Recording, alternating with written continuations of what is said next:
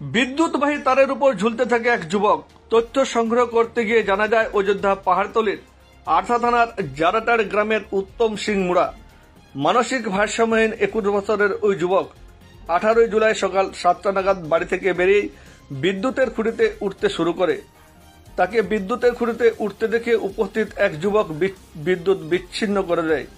তবে ওই যুবককে বিদ্যুতের খুঁটি থেকে নামাতে সক্ষম হননি। ওই যুবক বিদ্যুতের তার ধরে বেশ খানিকক্ষণ ঝুলতে থাকে। গ্রামের মানুষ আরসা থানায় খবর দিলে আরসা থানার পুলিশ ঘটনাস্থলে যায়। হিমশিম খেয়ে যায় আরসা থানার পুলিশ তাকে বিদ্যুতের তার থেকে নামাতে। অবশেষে সেখানে পৌঁছায় বিদ্যুৎ দপ্তরের কর্মীরা।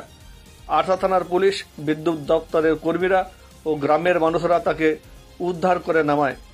তারপরে ওই যুবকের মানসিক চিকিৎসার ব্যবস্থা করেন পুলিশ ও স্থানীয় প্রশাসন। পুরুলিয়া শহরে মানসিক আরোগ্য নিকেতন হাসপাতালে তাকে ভর্তি করা হয়েছে। ওই যুবকের নাম উত্তম সিং মুড়া, 21 বছর বয়স। তার বাড়ি আরসা থানার অযোধ্যা পাহাড়তলির জারাটার গ্রামে।